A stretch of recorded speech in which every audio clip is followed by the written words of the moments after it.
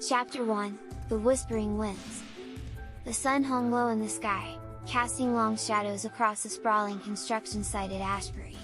The skeletal frames of unfinished buildings jutted into the sky, silent and foreboding. It was supposed to be a routine project, transforming an abandoned lot into a gleaming new complex, but from the very start, something felt off.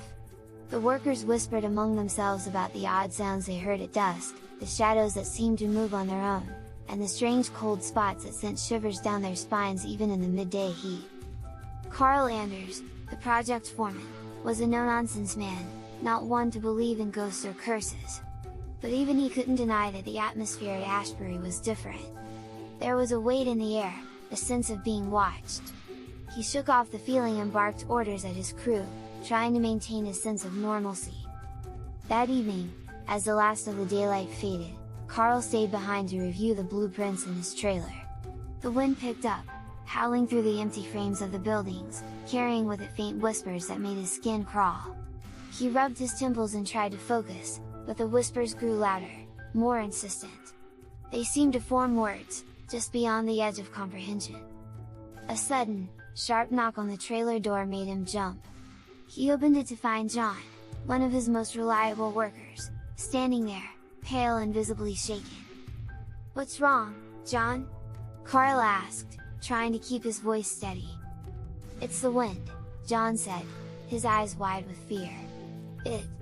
It's not just wind. I heard my name, Carl. Clear as day. Something's not right here." Carl wanted to dismiss it, to tell John he was just tired and imagining things. But the look in the man's eyes told him it was more than that. He nodded slowly, feeling the unease settle deeper in his gut. "Go home, John," he said. "Get some rest. We'll figure this out." As John left, Carl closed the door and locked it, as if that could keep out whatever was lurking in the dark. He sat back down at his desk, but the whispers had returned, louder now, and unmistakably calling his name. Chapter 2, Unearthed Secrets. The next morning, the crew arrived at the site to find something disturbing. Overnight, one of the excavators had uncovered a series of old, rotting wooden beams buried deep in the earth. Carl frowned as he inspected them. They weren't part of any previous construction he was aware of. They looked ancient, older than the abandoned lot itself. As they dug further, they discovered what appeared to be the remnants of a foundation. Carl's curiosity was piqued, but so was his sense of dread. He ordered the digging to continue, wanting to see what they had stumbled upon. By midday, they had unearthed a large, sealed stone door, covered in strange symbols that none of them recognized. It was an eerie sight, standing in stark contrast to the modern construction equipment surrounding it. The workers gathered around, murmuring nervously among themselves. Carl felt a chill run down his spine as he approached the door. There was something about the symbols that seemed almost alive, shifting and writhing in the corner of his vision. He shook his head, trying to dispel the illusion. "We need to open it," he said, more to convince himself than anyone else. "It could be an old storage room or something valuable." Reluctantly, the crew set to work, chiseling away at the seal.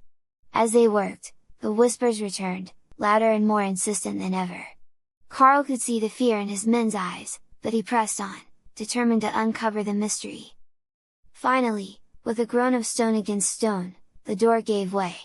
A rush of cold air burst forth, carrying with it the stench of decay and something else, something ancient and malevolent. The men recoiled, covering their noses and mouths, but Carl stepped forward, peering into the darkness beyond. What he saw made his blood run cold.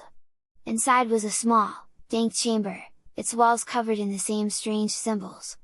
In the center of the room stood a stone altar, and on it lay a book bound in what looked like human skin. The whispers grew deafening, filling Carl's mind with a cacophony of voices. He reached out, almost against his will, and touched the book. The moment his fingers brushed the cover, the whispers stopped. The silence was oppressive, heavy with the weight of the secrets that had been unearthed. Carl picked up the book, feeling its unnatural warmth. "We're sealing this back up," he said, his voice shaking. "Now!"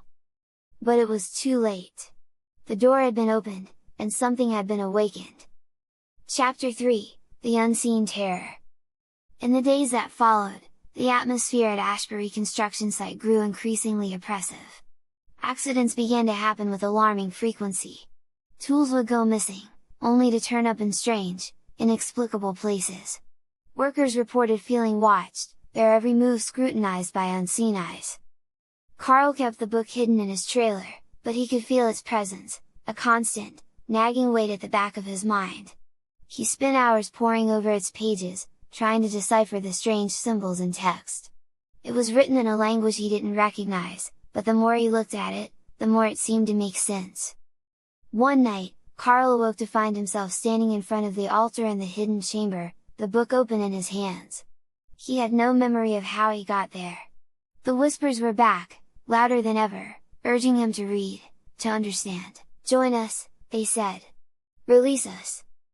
His hands trembled as he closed the book and backed away. He needed help. He couldn't handle this alone. The next day, he called in a favor from an old friend, Dr. Evelyn Moore, a professor of ancient languages and occult studies. Evelyn arrived at the site, her sharp eyes taking in the scene with a mix of curiosity and concern. "This place feels wrong," she said, her voice hushed. Carl led her to the hidden chamber, showing her the altar and the book. Evelyn's expression grew serious as she examined the symbols. "These are ancient," she said. "Very old. I've seen similar symbols in texts about dark rituals and summoning." Carl's heart sank. "What does it mean?" Evelyn glanced at the book, then back at Carl. "It means this place was used for something terrible.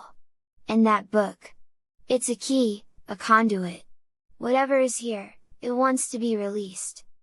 Carl felt a chill run down his spine. "How do we stop it?" Evelyn shook her head. "I need to study this more, but we might not have much time. We need to find out exactly what we're dealing with and how to contain it." As they left the chamber, Carl couldn't shake the feeling that they were being watched. The shadows seemed to move on their own, and the whispers followed them, a constant, unsettling presence. Chapter 4, The Awakening. Evelyn worked late into the night, poring over the book and her own reference materials. Carl stayed by her side, watching as she made notes and cross-referenced symbols. The atmosphere in the trailer was tense, the air thick with the feeling of impending doom. As the hours passed, Evelyn's face grew pale. She looked up at Carl, her eyes filled with dread. "This is worse than I thought," she said. "The book contains a ritual, a summoning. Whoever performed it was trying to call forth something ancient, something powerful. And it looks like they succeeded." Carl's heart pounded in his chest. "What do we do?" Evelyn took a deep breath. "We need to reverse the ritual, to seal whatever was summoned back where it came from. But it won't be easy. The symbols, the chants. It's all very precise. And if we make a mistake..." She didn't need to finish the sentence. Carl knew what was at stake. They gathered the necessary materials and returned to the hidden chamber. The air was icy cold, and the whispers were louder than ever, echoing off the walls. Evelyn began to draw the symbols on the floor, her hands steady but her face tense with concentration. As she chanted the ancient words, Carl felt a pressure building in the room, a palpable force pushing against them. The shadows seemed to close in, and the whispers grew frantic, desperate. "Join us," they hissed. "Release us." Carl's vision blurred, and he felt himself being pulled towards the altar. He fought against it, focusing on Evelyn's voice, on the symbols she was drawing. The book lay open on the altar, its pages glowing with an eerie light. Suddenly, a deafening roar filled the chamber, and the ground shook. The symbols on the walls pulsed with a sinister energy, and a dark, formless shape began to emerge from the shadows. Evelyn's voice wavered, but she continued the chant, her eyes locked on the book. The shape grew more defined, a mass of darkness and malevolence, reaching out with tendrils of shadow. Carl grabbed Evelyn's arm, pulling her back. "We need to finish this!" With a final, desperate effort, Evelyn completed the chant. The symbols on the floor glowed bright, and the dark shape let out a shriek of rage and pain. The pressure in the room intensified, and Carl felt like his head was going to explode.